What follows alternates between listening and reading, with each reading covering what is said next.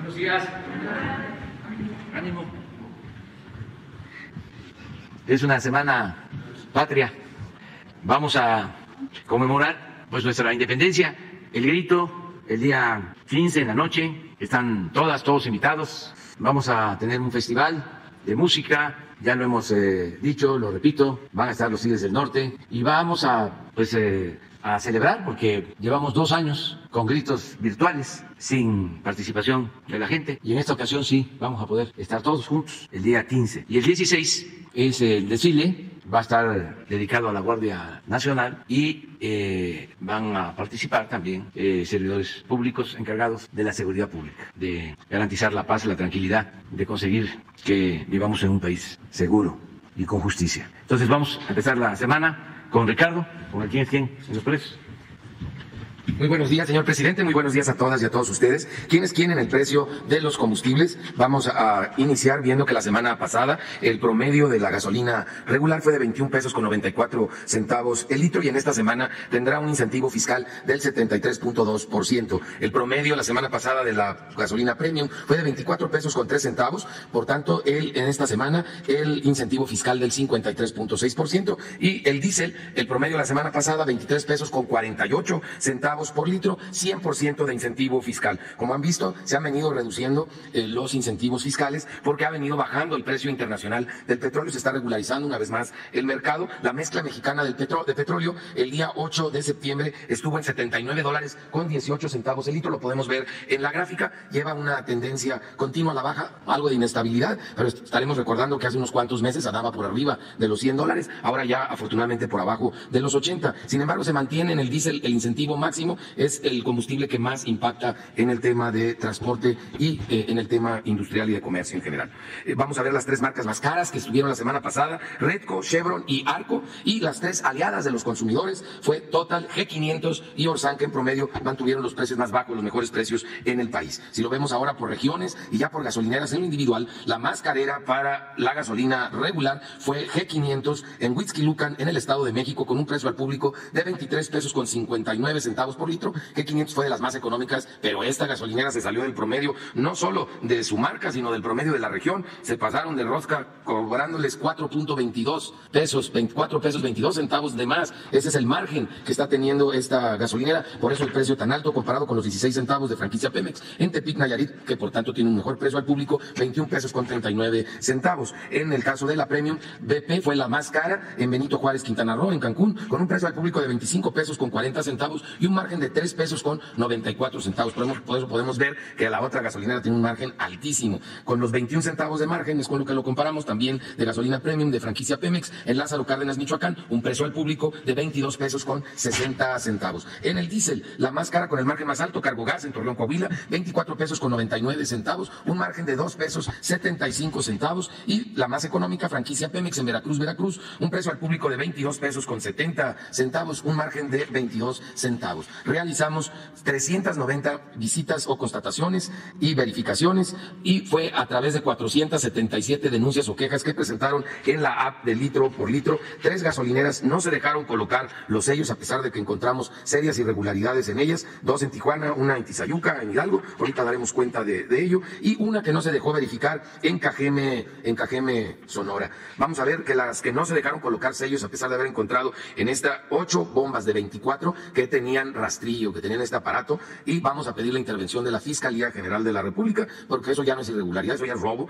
Fue en Tijuana, Baja California, ahí tenemos el número de permiso de esta gasolinera, y otra en Tizayuca, en el estado de Hidalgo, donde se encontraron también 8, pero de 14 de las bombas que tenían estos aditamentos, y en Tijuana, en Baja California, esta otra gasolinera fueron 4 de 12 bombas que tenían rastrillos. Ahora sí, reitero, vamos a pedir el apoyo de la Fiscalía General de la República en estos casos. Vamos a ver el referente que tenemos, cuál es barato, cuál es caro. Para lo barato tenemos de Servigas en Coatzacoalcos 19 pesos con 49 centavos para la regular. Ahí podemos saber, cuando andamos poquito abajo de los 20 pesos, es muy buen precio para la gasolina regular. En Veracruz, 19 pesos con 65 centavos en franquicia Pemex. ¿Cuándo podemos saber que es caro en la gasolina regular? 24 pesos con 25 centavos de franquicia Pemex, de las más caras, en Telmeme, Villa de Morelos, Oaxaca, y 24 pesos con 10 centavos en Gilotlán, Jalisco, también de franquicia Pemex. Para Para la Premium, las más económicas, 21 pesos con 49 centavos de franquicia Pemex en Coatzacoalcos, Veracruz, y 21.89 de Soriana en Veracruz. Las más caras, 26 pesos con 89 centavos en Naucalpan, en el Estado de México, de Shell, que les gusta hacer careros, y 25.99 de BP en Iztapaluca, en el Estado de México. Para el diésel, las más económicas, 22 pesos con 70 centavos de franquicia Pemex en Veracruz, y 22 pesos con 75 centavos de BP en Centro Tabasco. Las más caras, 26 pesos con 99 centavos de Winstar en Cuauhtémoc, Chihuahua, y 25 pesos con 94 centavos de Quick Gas en Culiacán, Sinaloa. Seguimos revisando también el tema de los servicios sanitarios en las estaciones de servicio de gasolineras para que no los cobren de preferencia, ya más del 85% no lo cobra, pero que los sigan manteniendo en buen estado y limpios. Vamos a ver el tema del gas LP, también se ve una tendencia a la baja en los mercados internacionales, a grado de que están ya muy similares los promedios nacionales y los promedios internacionales convertidos a kilos, a litros y a pesos mexicanos, con corte el 7 de septiembre, 23 pesos con 95 centavos el kilo para cilindros de gas, cuando el promedio en las 220 regiones en que se divide el país fue de 23 pesos con 36 centavos, una diferencia poquito arriba de los 50 centavos, hacia la baja. 12 pesos 61 centavos el promedio de las 220 regiones para tanque estacionario por litro, y el precio internacional 12 pesos con 78 centavos. Vamos a ver que siguen encontrándose afortunadamente aliadas de los consumidores en el gas LP que dan por abajo del precio máximo de su región, y encontramos ejemplos en Jalisco, en Nuevo León y en el Estado de México para tanques estacionarios. Un ejemplo de ello, Alfagás en Teocaltiche, Jalisco, tiene un precio al público de 12 pesos 73 centavos, el precio máximo en la región 13 pesos con 3 centavos, un poquito más de 30 centavos por abajo del precio máximo. Y Astrogas en Mecayapán, Veracruz, con un precio al público de 22 pesos 39 centavos, cuando el precio máximo es de 23 pesos 69 centavos, un poquito más de un peso por abajo del precio máximo. Y también hay ejemplos en Jalisco, en Puebla, en el Estado de México, en Zacatecas, y también realizamos 890 visitas o verificaciones. Encontramos irregularidades menores solamente en 7 estaciones. Dos no se dejaron verificar, y en una de ellas resultó evidente que no estaba respetando los precios máximos. Esto fue en Corpogás, en la carretera a Cedral, en el entronque Matehuala-Saltillo, en San Luis Potosí, donde no exhibía el precio, tenía nada más una leyenda que no coincidía con el precio máximo y no permitió realizar la verificación. Así que quién sabe qué otras irregularidades tiene esta gasera. Lo mismo sucedió allá con mis paisanos guanajuatenses en San Miguel de Allende, en la carretera de Doctor Mora a San Miguel de Allende, Hidrocarburos de Querétaro, que no tampoco permitió la verificación. Estos dos los estaremos ya visitando, pero con la ASEA y con la CRE. Vamos a ver los productos de primera necesidad, estos 24 productos, cómo se han venido comportando en la semana que cerró. El índice nacional de precios al consumidor, que es la raya negra que termina punteada, sigue teniendo una tendencia a la alza, afortunadamente menos marcada, y una clara baja en el precio máximo de los 24 productos, y también en el precio de los precios bajos mínimos de estos 24 productos, que es la línea inferior de color verde. Vamos a ver en cada una de las 4 zonas quién dio más caro y cuánto es lo más caro para estos 24 productos, y quién dio más barato. En esta semana la más cara para la zona centro fue Walmart Express en Santiago, Querétaro, 1,151 pesos con 30 centavos los 24 productos para una familia de 4, una semana completa. Mega Soriana en Tlalpan, aquí en la Ciudad de México, fue la opción más económica. Vean la diferencia, casi de 200 pesos, 958 pesos con 80 centavos, así como Fresco La Comer en Cuernavaca, Morelos, a 975 pesos con 80 centavos. Ahí pueden ver en todas las principales ciudades, hay información de cuál es la más económica y cuál es la más cara. La pueden consultar a detalle en casa en la página de Profeco. En la zona centro-norte, la más cara fue Walmart en San Luis Potosí, 1,145 pesos con 40 centavos, mientras que la más económica la encontramos en Mega Soriana de Zapopan, Jalisco, 997 pesos con 30 centavos. Soriana ha estado dando muy buen precio, también incluso en combustibles, como ya vimos hace un momento. Y en la zona norte, la más cara, 1,136 pesos con 80 centavos. Esto fue en Súper del Norte Centro, mientras que la más barata en Merco Arrenberry, en Monterrey, Nuevo León, 919 pesos con 36 centavos. Veamos ahora finalmente la zona sur-sureste, en donde la opción más económica fue Walmart en Boca del Río, a 1,123 pesos, los mismos 24 productos en las mismas cantidades. Lo encontramos mucho más barato en Bodega Aurrerá, en Campeche, 922 pesos con 30 centavos, mismo Bodega Aurrerá en Centro Tabasco, 1,003 pesos con 90 centavos entre las opciones económicas de esta zona. Y toca informar sobre las remesas, las héroes y heroínas que desde Estados Unidos mandan en promedio $350 a mamá o a esposa acá en México. En el mes de julio fueron 5,297 millones de dólares que se enviaron desde Estados Unidos a México. Esas heroínas y héroes que trabajan con gran esfuerzo para apoyar a sus familias acá en México, y sigue aumentando. Comparado al 2018 fue un aumento del 85.33%, mientras que comparado con el 19, un aumento de 60.82%, 49.97% comparado con el 2020, y en relación al año pasado, de julio a julio, fue un aumento del 16.54%. Sigue siendo buena noticia para las familias de esos paisanos y paisanas, una tendencia a la alza, como podemos ver en la gráfica transeccional. Y también vamos ahora a ver quiénes fueron los más económicos y por qué, y quiénes los más caros de las remesadoras. Para el envío de efectivo, por esos $350, la mejor opción fue Ulink, que nos dio 7,017 pesos con 50 centavos, porque no cobra comisión y su tipo cambiario fue muy bueno, 20 pesos con 5 centavos. Mientras que la peor opción fue Western Union, 6,723 pesos con 72 centavos, y esto fue porque el tipo cambiario no tan bueno, 19 pesos con 66 centavos por dólar, y una comisión alta de $8 por el envío. Vamos ahora para depósito en cuenta, la mejor opción siguió siendo Ulink, que da los mismos 7,017 pesos con 50 centavos, mismo tipo cambiario y sin comisión, y la peor opción fue Pangea Money Transfer, que nos dio 6,745 pesos con 73 centavos, tipo cambiario de 19.55, una comisión de $4 con 95 centavos. Por eso allá, nuestras paisanas, paisanos, pueden ustedes determinar al escoger la remesadora que lleguen más pesos a México. Las ventanillas todas tienen prácticamente las mismas condiciones. En lo que hay que fijarnos es que quede cerca de casa. Telecom tiene cubiertos 1,210 municipios del país. OXXO tiene cubiertos 1,040 municipios del país. Entonces Telecom es más probable que se encuentre cerca de su casa con 1,730 ubicaciones, mientras que OXXO con 19,146 ubicaciones. Entonces realmente hay que fijarnos en los Estados Unidos qué remesadora es la que vamos a utilizar. Y les seguimos recomendando a esas héroes y heroínos que abran su cuenta en Banco del Bienestar. Lo pueden hacer por internet desde allá en los Estados Unidos. Muchas gracias. Vamos. Espérense. Sí, que el lunes. Vamos a video. Tren Maya, reporte de avances, 12 de septiembre de 2022. En el tramo 1, continúan los trabajos para la cimentación del paradero del Tren Maya en Candelaria, Campeche, que además de andenes tendrá 3 niveles y contará con escaleras eléctricas, elevador, locales comerciales y área de convivencia. En Escárcega sigue la cimentación del viaducto elevado que cruzará la ciudad, con trabajos de armado y colado de zapatas, así como la construcción de apoyos y cabezales que darán soporte a la losa. En el tramo 2, en Champotón, Campeche, avanza la conformación de terraplén con acciones para la estabilización del terreno. Y a la altura de la comunidad de San Dimas, en este mismo municipio, continúa la construcción de pasos de fauna. En el tramo 3, cerca de Canacín, Yucatán, iniciaron los trabajos para la base de mantenimiento que dará atención permanente a la vía, a fin de garantizar su adecuado funcionamiento y seguridad. La base de mantenimiento contará con patios de materiales y maniobras para carga y descarga de suministros ferroviarios, un taller, así como un edificio para personal administrativo y operativo.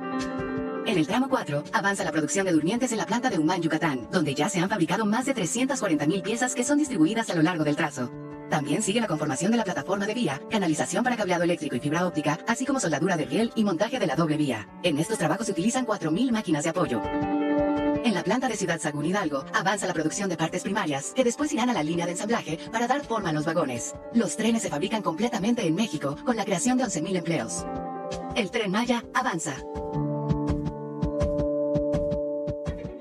La Comisión Nacional del Agua informa los avances en la construcción del Parque Ecológico Lago de Texcoco. En el vivero comenzaron los trabajos preliminares de mantenimiento fitosanitario a 35,000 nopales que serán sembrados en distintas áreas del parque. Asimismo, se desarrollan tareas de recolección de semillas para la reproducción en invernadero de 700,000 plantas herbáceas nativas del Lago de Texcoco. Continúan los trabajos de plantación para la cobertura de suelos salinos. A la fecha, se han colocado 200,000 piezas de vegetación halófila para cumplir con su proceso de crecimiento y establecimiento en la zona del lago. Se realiza la plantación de especies vegetales comestibles como zarzamoras y granada en los biomas ubicados en el área demostrativa del vivero. En tanto, las plantas acuáticas reciben tratamiento fitosanitario y se realiza la colecta de semillas de especies acuáticas para su posterior uso en las zonas lacustres del parque. En el jardín central se concluyó la colocación de los geotextiles para el desplante de los distintos cuerpos de terracerías. Se mantienen los trabajos de conformación y compactación del material de tesontle, así como el corte de acero sobrante de los registros reutilizados para la creación de los laberintos circular, rectangular y asimétrico. A la par, siguen las tareas de mantenimiento y revisión fitosanitaria de más de 1,000 plantas de distintas especies que fueron rescatadas y que serán trasplantadas dentro del polígono. Se inició la construcción de cimientos de gradas en distintas canchas del parque y de la cimentación en 4 de los 6 estacionamientos. Adicionalmente, se mantienen los trabajos de colocación de registros para las instalaciones sanitarias y eléctricas. Continúa el armado de acero y cimbras para la construcción de muros de concreto perimetrales de las canchas de fútbol rápido. Actualmente se han colado 477 metros cuadrados. Se concluyó la construcción de las trincheras que albergarán una de las 2 fuentes monumentales de piso. A la fecha, se han generado más de 4,100 empleos en la construcción del parque. ¿Ya? Bueno, a ver, pongan los cachitos de lotería para el 15. A ver si los tenemos, para que pues se tenga suerte y además se ayude, porque toda la ganancia, la utilidad es para obras. Se trata de dinero en efectivo, 240 millones, y 8 macrolotes en Playa Espíritu, en Sinaloa. Es ese terreno que compró Fonatur en la época de Calderón, que lo compraron carísimo. Y no hay forma de venderlo. Es como el avión presidencial, porque hasta les da pena andar en un avión así. Y aquí, pues no es fácil el acceso para centros, hoteles turísticos, pero sí se puede llegar bien si se tienen viviendas, que ese es el propósito ahora de la rifa. Son lotes y lo que se obtenga pues va a quedar en Sinaloa. Se va a invertir en la presa de Santa María para controlar las avenidas de agua de la sierra, para el riego, para el abasto doméstico, y va a funcionar también una planta hidroeléctrica, se va a generar energía. En fin, es una obra importante. Entonces, si se puede, pues para el 15, creo que empieza el sorteo como a las 4 de la tarde, ¿no? Y termina a las 8 de la noche. A ver, sí. En Nacional sabemos que a los mexicanos nos gusta ayudar. Compra tu cachito y participa en el gran sorteo especial este 15 de septiembre. 240 millones de pesos en premios en efectivo. Y la oportunidad de ganarte uno de los 8 macrolotes en Playa Espíritu, Sinaloa. Con la compra de tus cachitos del gran sorteo especial, aportas para la construcción de obras con beneficio social como la presa Santa María en Sinaloa. Lotería Nacional. Si juegas, gana México. Pues ahí está. Vamos. Primera fila. Siempre y cuando no hayan participado. Para dar oportunidad a todos, ¿no? Adelante. ¿Qué tal, presidente? Buen día, Carlos Guzmán de ABA Noticias 4 Media de Veracruz. Pues preguntarle de esta reunión que tendrá al mediodía con Anthony Blinken, los temas que va a tocar. Por ahí se mencionaba el fin de semana de que sería el tema de la consulta por la cuestión electroenergética del TEMEC, y también si nos puede hablar de la agenda que va a tener el próximo fin de semana para empezar, presidente. Bueno, pues nos vamos a reunir con el señor Blinken, jefe del Departamento de Estado. Hay una reunión de alto nivel para atender asuntos del tratado y también bilaterales entre México y Estados Unidos, y no sé si antes o después él va a estar aquí en Palacio.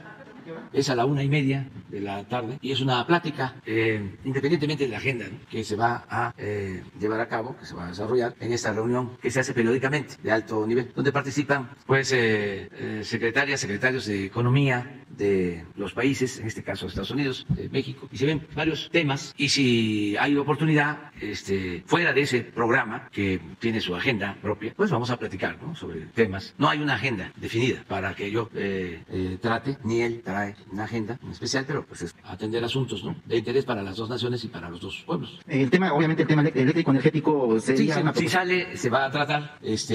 Ha habido pues buena respuesta por parte del presidente Biden. Me envió una carta con el propósito de que mantengamos las relaciones, que se mantenga la relación de respeto, que se sigan integrando nuestras economías con el respeto a las soberanías de los dos países, una política de buena vecindad, y no hemos tenido problema. Nuestros adversarios pues se frotan las manos, pues ya llevan 4 años, se les van a desgastar, porque quisieran que nos peleáramos. Apostaron a eso durante el gobierno del presidente Trump. Terminó el gobierno del presidente Trump, fue buena la relación para los dos países, no hubo problemas mayores, fueron más las coincidencias que las discrepancias o diferencias entre el presidente Biden y de nuevo frotarse las manos. Ahora sí, va a haber pleito, pues se van a quedar todo el tiempo frotándose las manos. Y no puede haber pleito porque tenemos acuerdos que son benéficos para ambas naciones. Ya no es el tiempo de antes que podían gobiernos extranjeros tomar represalias, incluso en el extremo, invadirnos.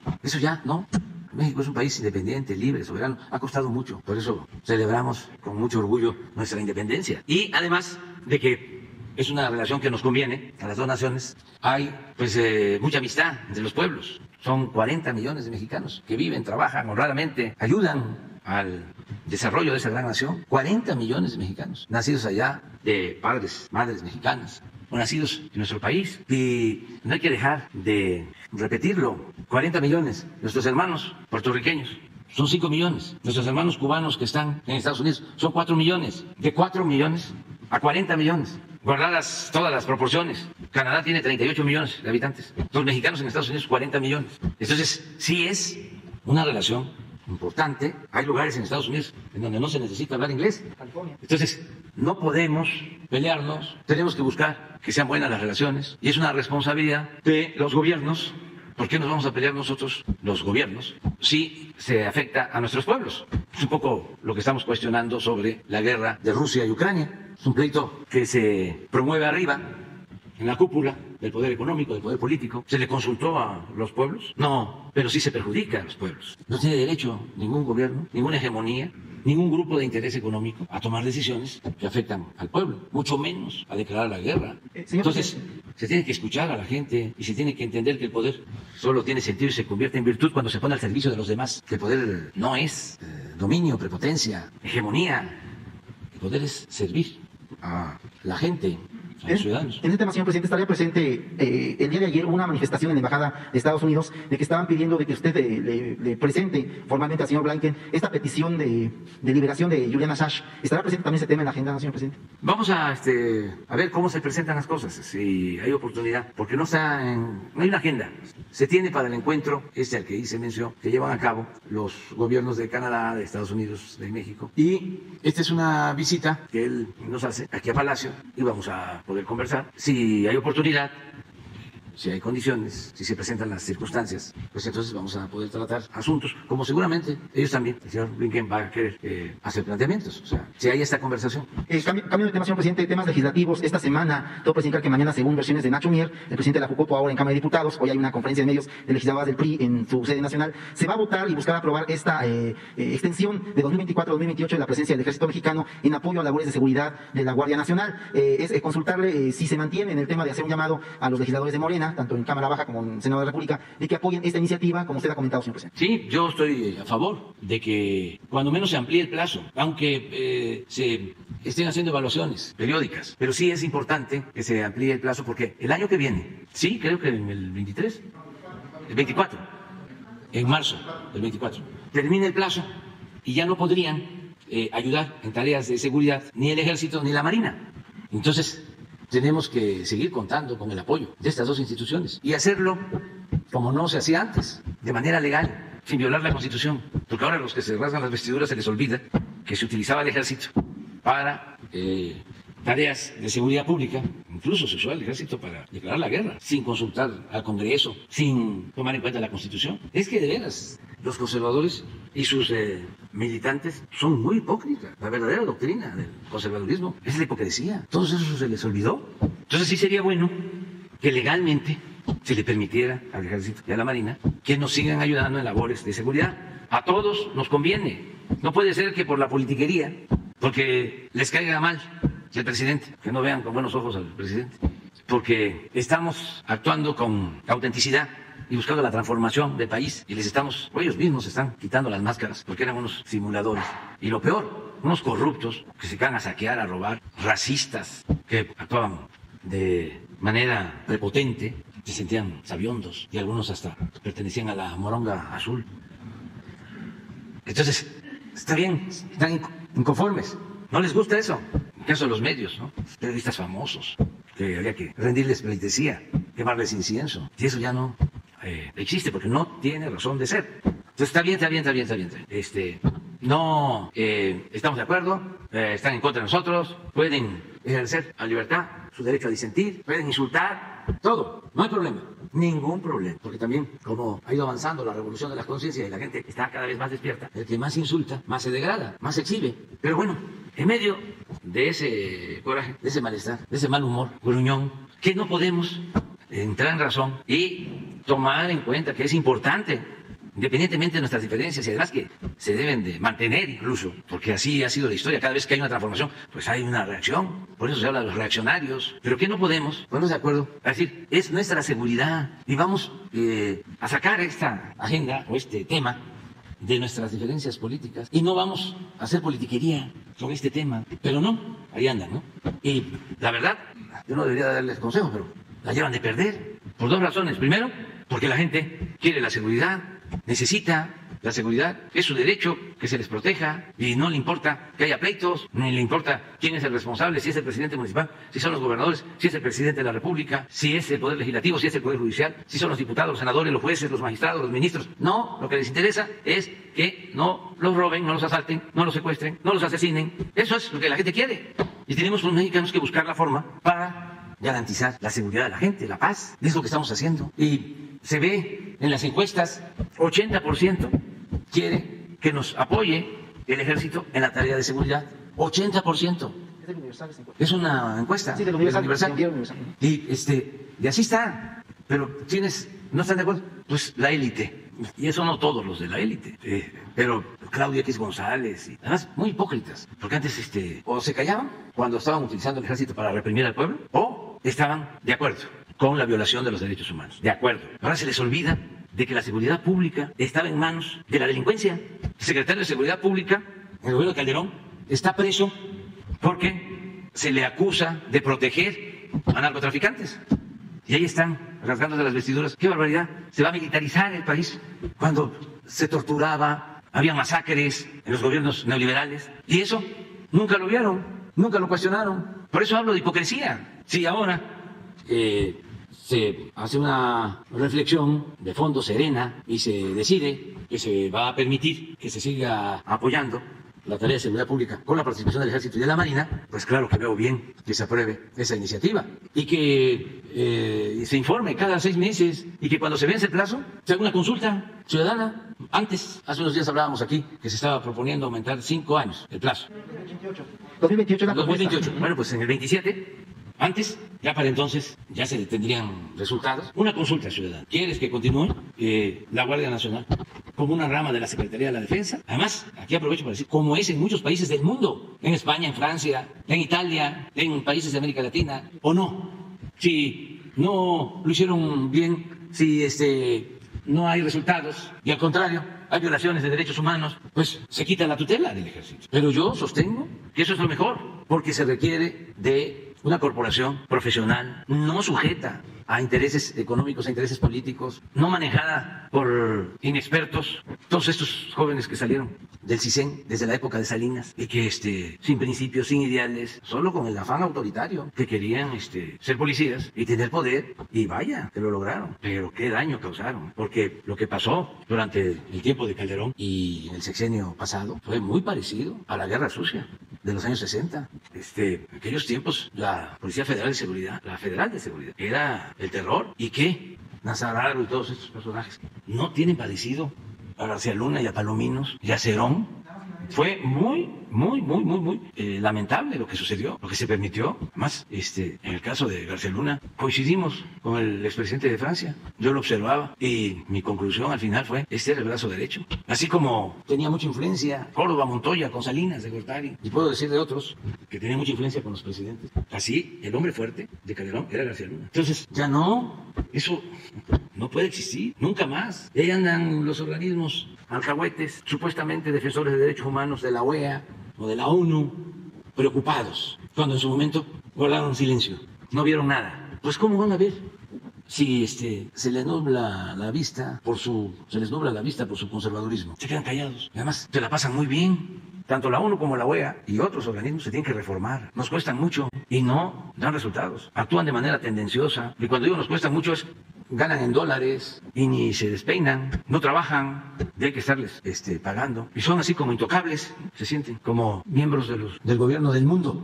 Entonces ya, basta de eso. ¿Qué han hecho en la ONU por lo de Assange? ¿Qué? ¿No es un preso de conciencia?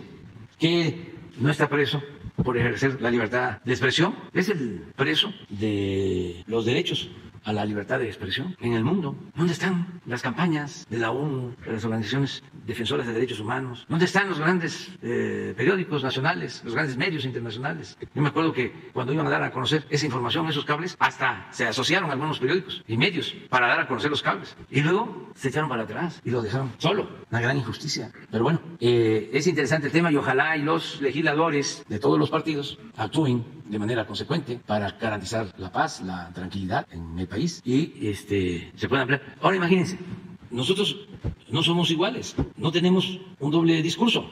Si se termina el plazo para que el Ejército y la Marina ayuden, pues se terminó el plazo. Y entonces, ¿qué va a suceder? Vamos, desde luego, con la Guardia Nacional a seguir garantizando la paz, la tranquilidad, con los programas de bienestar, porque estoy convencido que eso es lo mejor, atender las causas que originan la violencia. Pero de todas maneras, por eso ahora que estuve de gira, hice un exhorto respetuoso a los gobernadores para que se manifiesten, que no se queden callados, porque nos piden que intervenga el Ejército, que intervenga la Marina. Incluso reconocen que ayuda el Ejército, que ayuda a la Marina. Pero cuando se trata de defender el que puedan legalmente las Fuerzas Armadas a ayudar en la tarea de seguridad, silencio. De algunos sí se han estado manifestando. Desde luego, hubo un manifiesto como de 21 gobernadores, sí, del movimiento de Morena, como 21, pero faltan 22, entonces faltan 10. Y que hablen con sus partidos, que no usen esto para presionar. Yo espero que se apruebe la ampliación, espero que se apruebe, porque he estado viendo una actitud distinta en algunos, otros sí, en lo mismo, en no permitir nada, en que nos vaya mal y que entre más homicidios, ahí está, no funciona, no funcionó. Les tenemos que estar sacando la gráfica de que no funcionaron los gobiernos anteriores. El de nosotros está dando resultados en esa materia tan difícil que es garantizar la seguridad, sobre todo en lo que tiene que ver con homicidios, que es lo más complicado. Creo que con Fox aumentó los homicidios como 2%, un poco menos, 1.6, casi no aumentó mucho, 1.6. Pero con Calderón casi 200% homicidios, 200%. Con el presidente Peña como 55% aumentó el número de homicidios. Nosotros ahora había una disminución como del 3% hasta ahora, porque este mes que pasó, por la gráfica, ¿no?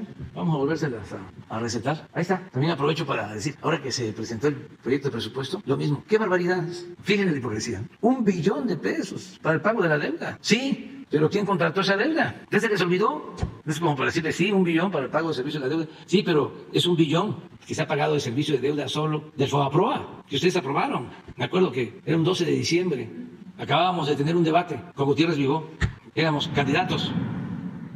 No, éramos dirigentes de partido. Calderón, de su partido, el PAN, y yo del otro partido, el PRD. Esto en el 2000, sí, como en el 98. A ver, 12 de diciembre del 98. Búsquenle por ahí. Antes habíamos tenido un debate, porque ellos, igual simulando, ¿no? Diciendo, no vamos a aprobar a Cedillo, lo del FOBAPROA, no lo vamos a aprobar. Los panistas no van a aprobar el FOBAPROA. Estamos en el debate y ya nada más le digo a Calderón, lo único que quiero, porque él también decía que no lo iban a aprobar. Digo, lo único que quiero es que me digas, ¿van a aprobar el FOBAPROA, sí o no? Como dicen en mi pueblo, ¿vas a querer o no vas a querer? Lo demás no me interesa. ¿Van a aprobar el FOBAPROA, sí o no? Y me dice, no. Estamos ahí con Gutiérrez Vivó. Digo, pues ya está, ya, no hay nada que debatir, no van a aprobar. Unos días después, 12 de diciembre del 98. Los votos del PRI y del PAN, aprobando el FOBAPROA. ¿Se le olvidó el compromiso? Pero así tengo muchas. Entonces, es lo mismo. ¿Por qué no pones, si te envió Carlos, lo de deuda? Porque si no aprovechamos para aclarar, la avalancha de desinformación está a todo lo que da. Y tenemos que pagar mucho servicio por la deuda, porque ya es una deuda de alrededor de 13 billones, es la deuda pública. Y hay que pagar servicio de la deuda. Y también hay una parte de esa deuda contratada en dólares y otra en peso. La contratada en dólares, pues ahora como nuestro peso está fuerte, eso nos ayuda. Pero como están aumentando las tasas de interés del Banco de México, pues aumenta el pago de servicio de deuda. Ahí está, 4 años de cada gobierno. Es Calderón, a Fox, Calderón, Peña y lo nuestro. Y no es justificación, pero nos tocó la pandemia. Y por eso es el aumento nuestro, porque se cayó la economía. En los otros secciones también, nada más que la caída ahora pues fue mayor y ya nos estamos recuperando. Y ya se entregó el paquete para el presupuesto del año próximo y se garantiza que no falten los recursos y no van a aumentar los impuestos, ni va a aumentar el precio de las gasolinas, ni el precio del diésel, ni el precio de la luz, y se va a incrementar el presupuesto sobre todo para inversión y bienestar. Ya vamos a presentarlo aquí cuando se vaya acercando la fecha de la aprobación. Lo vamos a hacer público. Gracias, presidente. Buenos días. Preguntarle nada más una precisión por el tema de la Guardia Nacional. Ya fue publicado el decreto para que pase a formar parte del Ejército. ¿Qué valoración han hecho jurídica, ya que en la oposición han anunciado que la van a impugnar ante la Corte?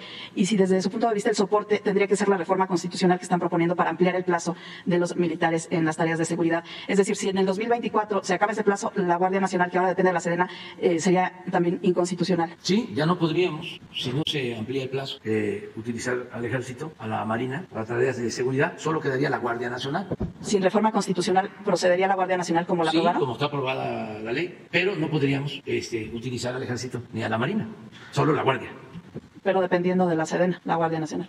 Como está, dependiendo de la Sedena, sin que sea pues una fuerza de defensa para lo militar, sino encargada de la seguridad pública. ¿No es necesaria una reforma constitucional? No. Y si es así, lo tendría que resolver la Corte. Si hay controversia constitucional, nosotros respetamos la legalidad. Gracias, presidente. Preguntarle para el 15 y 16 si nos actualiza la lista de invitados, si va a tener una cena con los invitados y si también se mantiene su discurso de defensa del sector eléctrico después de la carta que recibió del presidente Biden. Decía que estaba satisfecho con la respuesta, pero también había adelantado que iba a abordar este tema en el discurso del 16. Pues aprovecho para decirles que no voy a referirme el 16 a ese tema, voy a hablar sobre la paz en el mundo. Y sí voy a hablar sobre la postura de México, sobre la guerra de Rusia y Ucrania. Y voy a presentar una propuesta a Naciones Unidas. Una para propuesta conseguir distinta, la paz. distinta a la que ya conocemos. Parecida a la que planteé, de que haya un comité de mediación integrado por el primer ministro Modi, por el Papa Francisco y por el secretario general de la ONU, Guterres, para que de inmediato se inicien conversaciones tanto con el presidente de Ucrania como el presidente de Rusia y que también se consiga con la participación de todos una tregua de cuando menos 5 años, sin ejercicios bélicos, sin prácticas nucleares, de misiles, sin intervenciones, sin participar en conflictos internos. 5 años de paz, para que los gobiernos se ocupen por entero de atender los grandes y graves problemas de los pueblos del mundo. Y eso que voy a exponer el 16 lo va a presentar formalmente en la Asamblea General de la ONU el secretario de Relaciones Exteriores. ¿Por qué ya no abordar el tema eléctrico? ¿Tiene que ver con la respuesta que recibió el presidente Biden? Sí, tiene que ver con la respuesta. ¿Ya hay una solución que no conocemos? Es que hay un tono distinto, ¿no? Una actitud de respeto. Mejor dicho, es la reafirmación del respeto a nuestra soberanía. Porque siempre el presidente Biden lo había planteado, de que el trato con nosotros, la relación, iba a darse a partir de un pie de igualdad, respetando nuestra soberanía. Y lo que sucedió con lo de la consulta, el tono, el modito, diría el presidente Cárdenas, pues no fue el más diplomático, ni lo que merecemos. Entonces se entendió de que no es por ahí, de que tenemos que hacer un esfuerzo todos para mantener buenas relaciones y hay disposición del presidente Biden. Les explicaba, pues les di a conocer un pedazo de la carta y nosotros también estimamos la actitud respetuosa del presidente Biden y por eso pues no tiene caso seguir alentando diferencias y es mejor que se sigan frotando las manos, ¿no? Los adversarios, que dicho sea de paso, no son solo del extranjero, son de aquí, aunque parezca increíble, y son potentados, pero también intelectuales orgánicos, internacionalistas, mexicanos, muy sumisos, acostumbrados a bajar la cabeza, como era en el periodo neoliberal, cuando nuestra política exterior ha hecho historia en el mundo. De modo que vamos a seguir buscando la unidad que nos conviene. Y hablé de eso, no puedo pelear porque está de por medio el interés de nuestro pueblo. Es muy irresponsable que una élite actúe en nombre de todo el pueblo en función de sus ideologías o de sus intereses hegemónicos, económicos, comerciales. Imagínense el daño que se está causando con la guerra de Ucrania. Primero, la víctima de la guerra, pero luego todos los efectos económicos, comerciales, de inflación mundial que afecta a todos. La crisis de producción y distribución de alimentos, la crisis energética, el desabasto de gas en Europa. Todo eso, ¿qué no se pudo evitar? Les dijeron a los pueblos, vamos a azuzar o vamos a hacernos los omisos y va a haber una guerra, pero tenemos que pagar un precio, te vas a tener que bañar con frío y no va a haber agua caliente. ¿Estás de acuerdo? O peor aún, vamos nosotros a mandar las armas, bastantes armas, y van a haber muertos. ¿Estás de acuerdo? Pero a nosotros no nos va a afectar porque estamos lejos. Entonces, es lo más irracional que puede haber, no a la guerra. Y eso es lo que vamos a plantear en la ONU. Presidente, ya dijo que no hay agenda con Blinken, pero ¿usted qué tema le importa poner sobre la mesa o qué asuntos? De parte de México, ¿usted pero es que ya saben, decía migración, en las mañaneras, se hace público todo. Aquí la vida pública es cada vez más pública. Es que justo adelantaba usted que iba a tratar lo del acuerdo comercial o de migración. ¿Esos temas son los que a usted le pues interesaría? solamente que saliera algo sobre los temas, pero Pues no hay dificultad, no hay problemas.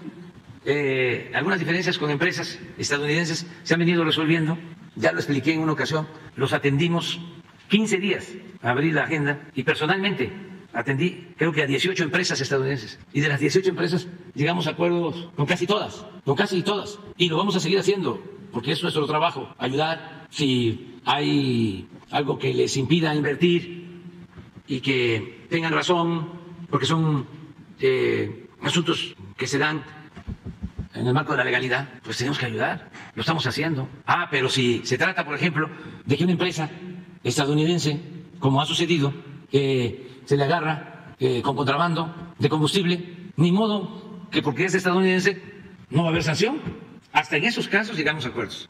Ahora, una empresa, Valero, de las que distribuyen gasolina, empezamos a notar una facturación exagerada de importación de gasolina y se le llamó: ¿qué está pasando? Si no hay tanta importación de gasolina, ya nos explicaron de que ellos están investigando porque les están falsificando facturas y nos llevaron las pruebas. Guachicoleros, falsificando facturas de Valero. Entonces, pues ahí ya hay un entendimiento. Por cierto, quiero enviar un abrazo, mis condolencias a los familiares de los que perdieron la vida en Tamaulipas, por el municipio de Hidalgo, un camión de pasajeros, trabajadores, todos migrantes, porque explotó una pipa, se quemaron y estamos también haciendo la investigación sobre eso. Bueno, pues es... Y ya un poco nada más de agenda de la semana, si va a haber mañanera todos los días, Bueno, si va a tener gira, si va a tener cena. el 15, que es jueves, sí, el viernes no, pues les invitamos al desfile. No, o sea, no va a haber, se va a declarar. Vamos a ir a caminar, hacer ejercicio. No, vamos a la montaña aquí cerca. Sí, sí me quedo. No, el 15 no. No, nada más, sí, los invitados, sí, voy a estar con ellos después del grito, un tiempo también, no muy tarde, porque al día siguiente están invitados ellos al desfile. Vienen, pues no tienes la lista. Ellos son los que vienen, es el papá y el hermano, ¿verdad? De Julián Assange. Aleida, la doctora, Aleida Guevara, hija del Che, Silvia Chávez Delgado, hija de César Chávez, luchador, defensor de migrantes y de trabajadores agrícolas en California y en todos Estados Unidos. Vienen, pues, su familia de César Chávez, viene Mújica, nuestro amigo Pepe, que ya está grande y aceptó estar con nosotros, que es muy amigo.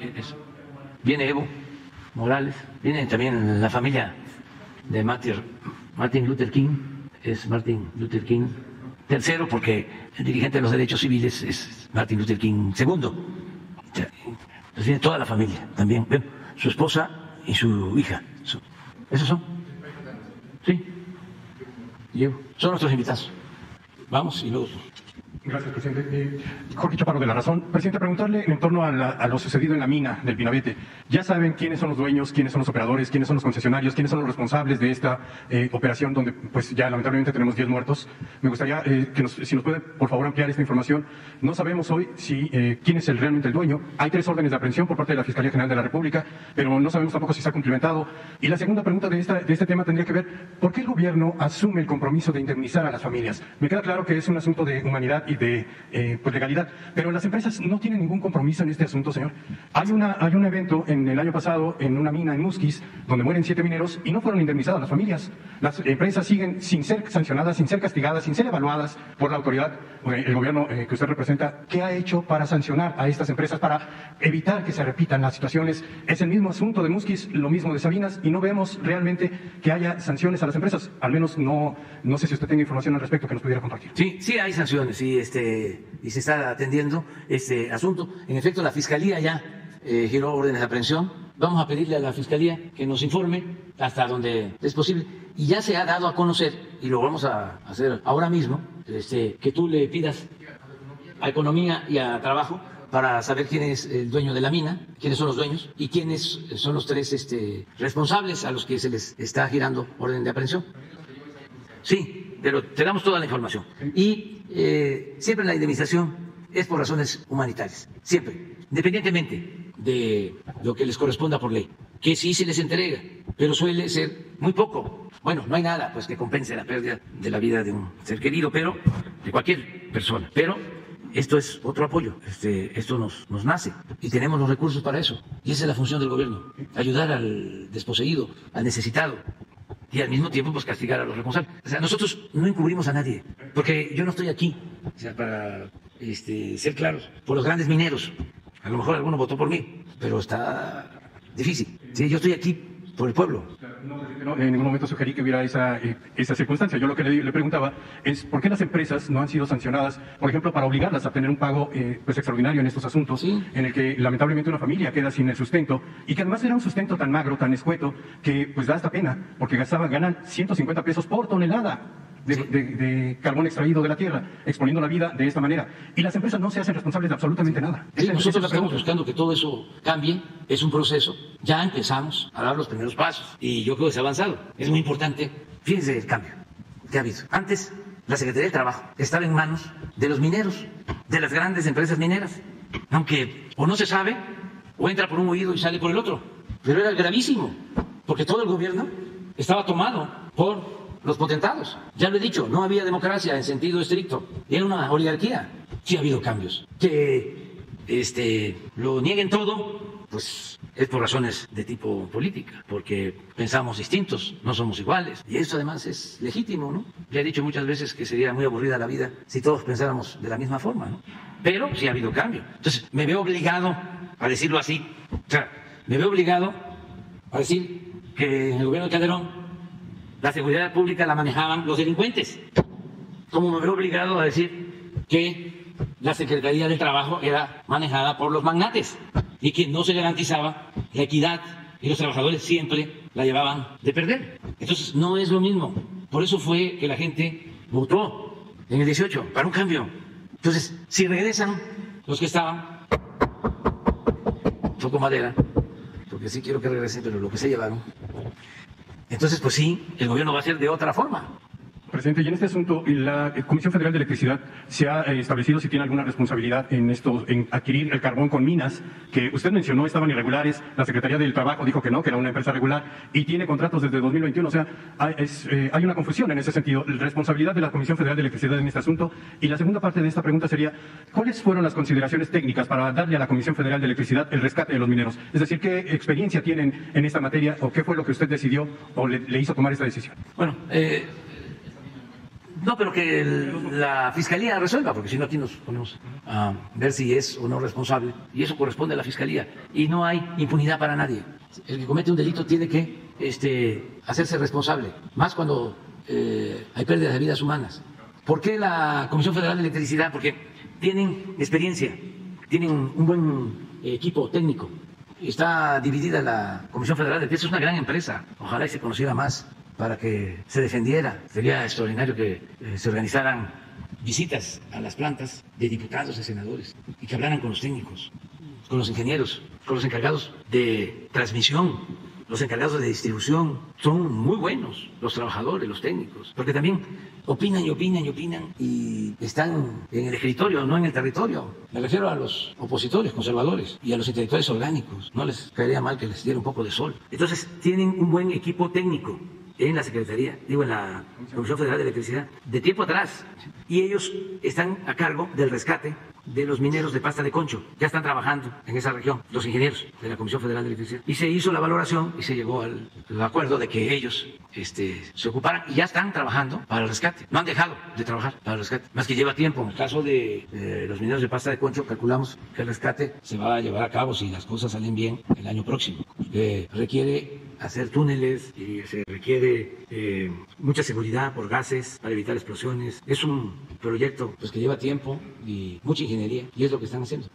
Gracias, señor presidente. En el segundo tema que le quiero preguntar, esta ampliación de la Guardia Nacional en manos del Ejército, ¿qué propósito tendría al final si usted había dicho que no se va a crear una Policía Federal Civil? ¿Es solamente alargar el tiempo o tendría como propósito reforzar algunas de las policías federales o locales con, pues no sé, una nueva corporación, un cuerpo más capacitado? ¿Cuál es el propósito de esta extensión? Pues que se termine de consolidar la Guardia. Y sí ayuda mucho el que se apoye con el Ejército y con la Marina. Y las policías estatales, todos juntos. Es que ahora se tienen, por ejemplo, 240, un poco más, de cuarteles, pero necesitamos 500. Los vamos a terminar antes de que concluya el gobierno, el año próximo. Vamos a terminar como 160 más y 100 instalaciones de la defensa van a pasar a la Guardia Nacional. Por eso hablo de 500. En elementos tenemos 115,000 aproximado y vamos a llegar a 145,000. Entonces todo eso requiere adiestramiento, formación. Ya hay en el Colegio Militar la carrera de Seguridad Pública. Eso implicó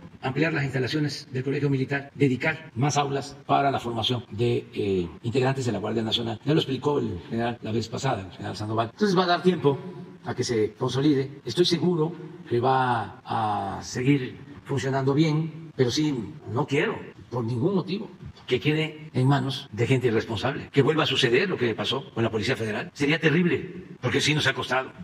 Acuérdense de que cuando llegamos eran 40,000 elementos y 20,000 operativos. 20,000 operativos para todo el país. La verdad, no había seguridad pública para la gente. Eran operativos que tenían que ver con la delincuencia y se usaba al Ejército, a la Marina, y se llegó al extremo de permitir que agencias extranjeras intervinieran de manera directa. Pues todo esto que significó el Rápido y Furioso, habían elementos de agencias metidos hasta la cocina embajadores. Cuando detuvieron y murió en el enfrentamiento uno de los líderes famosos de la delincuencia, hasta declaró el embajador de Estados Unidos en ese entonces de que lo habían hecho con la Marina, porque ellos trabajaban con la Marina, porque le tenían confianza a la Marina y no le tenían confianza al ejército, metiéndose, metiendo la nariz en asuntos internos. Imagínense, yo era opositor y saqué en ese entonces un mensaje al día siguiente de esa declaración, pidiéndole que respetara la soberanía del país. ¿Cómo iba a él a decir qué corporación era buena y qué corporación era mala? Pero no era tanto el embajador, sino era que se lo permitían. Presidente, y en esta estrategia que está usted diseñando para la Guardia Nacional, ¿contempla la capacitación de otras policías adicionales a la Guardia Nacional, independientemente de ello? ¿A través de qué mecanismos? Porque, bueno, pues desaparecieron los fondos, por ejemplo, que se entregaban a los estados para que tuvieran Fortasec, por ejemplo, el fortalecimiento de seguridad. ¿Desaparecieron otros fondos? No han desaparecido. ¿Cómo lo estás diseñando? Pero no han desaparecido. No. Si fuese cierto lo que dices, ya tendríamos aquí una huelga, un plantón, o cuando menos un motín emocional. Claro que no. A ver, no tienen lo de Fortamun y lo que va a los municipios y lo que va a los estados. ¿Sí? A ver, propongo un estado. El de Zacatecas, el último. No, intocable, pero además no solo es porque con derecho los gobernadores protestarían, sino porque se trata de seguridad. Qué bueno que hay mañaneras, de veras, porque todo esto nos permite aclarar. Y ustedes pues no tienen por qué saberlo todo, y menos si no se tiene la información. Pero sí, a nosotros nos permite aclarar. Buenos días, señor presidente. Felipe Fierro, tiempo.com.mx y puentelibre.mx. Pues ya se pospuso la solución al conflicto de la prisión preventiva oficiosa por la Corte, una discusión que causó internacional, no solamente por la divergencia de opiniones entre el presidente y la Corte y diputados y expertos, sino porque están involucrados miles de detenidos y futuros detenidos. Sin embargo, la Corte no resolvió. No se definió un asunto tan importante como este. Salió por la puerta trasera, dijo que lo iba a resolver después y no puso fecha, pese a que ganan arriba de 400,000 pesos al mes. Pero este punto es muy importante porque plantea el problema de la justicia en México, que es muy grave, es muy serio, ¿verdad? Hay instituciones jurídicas, leyes, la Constitución misma, en donde la Corte ya opera como un superpoder. Así lo establecen las normas. Ya no van a impartir justicia, ya no son intérpretes y aplicadores de la justicia, sino ellos crean la norma. Ya no son operadores, sino crean la norma y con el precedente, la voluntad general y por lo tanto ley. Es decir, fácticamente, realmente, jurídicamente la Corte, eso es un superpoder, ¿verdad? Y aquí hay un serio problema porque en esto, como no imparten justicia, los jueces, aparte de los problemas de corrupción que pudiera haber, que ya se han manejado mucho, o de conflicto de intereses, ¿verdad? Pues entonces ellos pueden decidir como quieran. Hay millones de juicios en los tribunales administrativos, penales, civiles, en donde los abogados y las partes no saben cómo va a resolver el juez, porque como ellos ya crean la norma, pues entonces ya no importan los hechos, ya no importa la justicia. Usted ha dicho que no va a hacer o va a proponer una reforma constitucional sobre el tema porque pues había prioridades y luego pues, ya no hay mayoría. Sin embargo, tal vez, no sé si usted haya pensado en hacer una reforma a las leyes secundarias que agilicen los procedimientos, porque son miles de millones de pesos que están en conflicto, situaciones de injusticia y desde luego los que están detenidos. No sé si ha pensado en esa salida, pues. Bueno, ya aprobamos una ley de amnistía que no ha podido funcionar como quisiéramos porque hay muchos obstáculos. Es que no es un punto solo, es toda la estructura del Poder Judicial está orientada hacia eso. Sí, pero esa reforma que se necesita, y coincido contigo, corresponde promoverla, llevarla a cabo al Poder Judicial. Yo ya tomé la decisión de no presentar una iniciativa de reforma al Poder Judicial desde el inicio del gobierno, porque quiero ser respetuoso, lo he sido y lo voy a seguir siendo, y quiero que este poder lleve a cabo esa reforma. Yo les comentaba que tenía yo la disyuntiva, porque la política es, entre otras cosas, optar entre inconvenientes. Si llevaba yo a cabo la reforma, iban a haber las mismas voces, ¿no?, de estos conservadores hablando de que pretendía someter al Poder Judicial. No lo hicieron cuando Cedillo, porque estaban bien apergollados, ¿no?, o eran socios, pero con nosotros iban a poner el grito en el cielo. Entonces dije, no, además es un asunto complicado porque lo dejaron crecer durante mucho tiempo.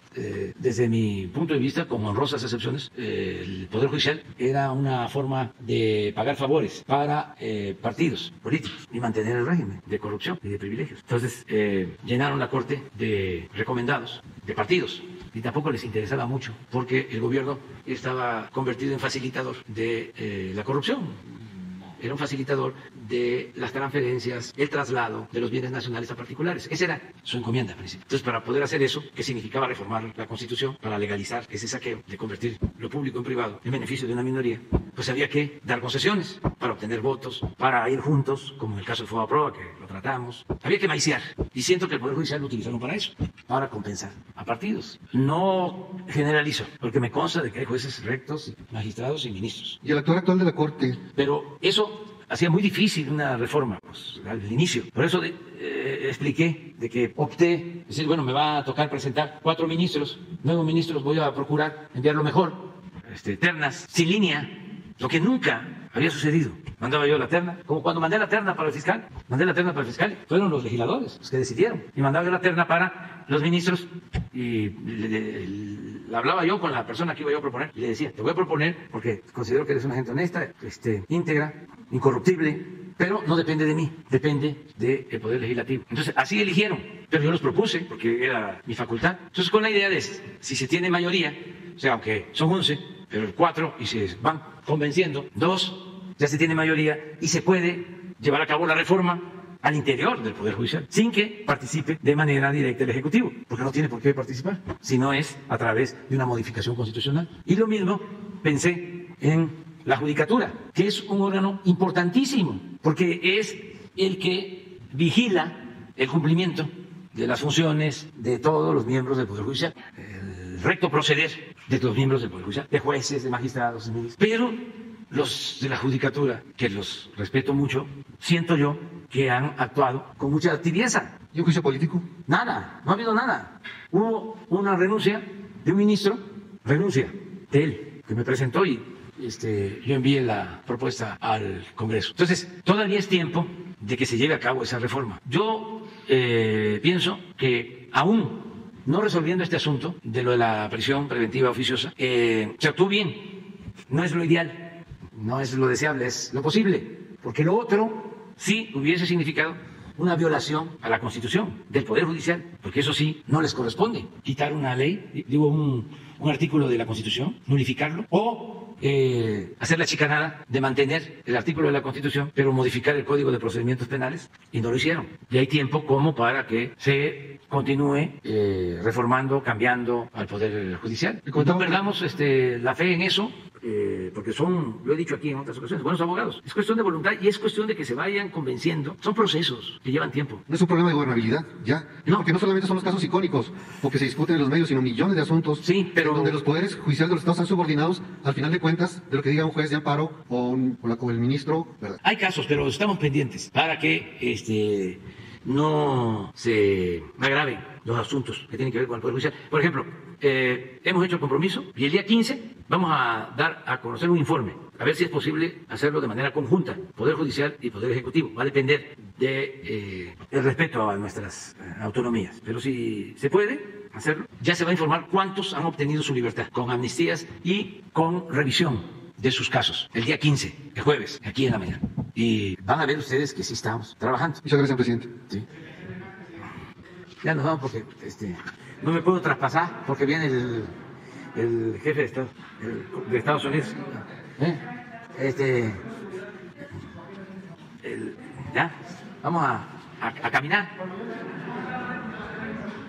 Va a estar en la representación del Gobierno de México el secretario de Relaciones Exteriores. Ya enviamos nuestro pésame y en su momento vamos a enviar pues nuestra aceptación y deseo de éxito al nuevo jefe del Estado, al rey, cuando corresponda. Pero tengo entendido que primero son los funerales y va a llevar tiempo, sí, el proceso para la coronación. Entonces va a estar, ya recibimos la invitación para asistir a los funerales de la reina y he decidido que nos represente el secretario de Relaciones Exteriores, Marcelo Ebrard.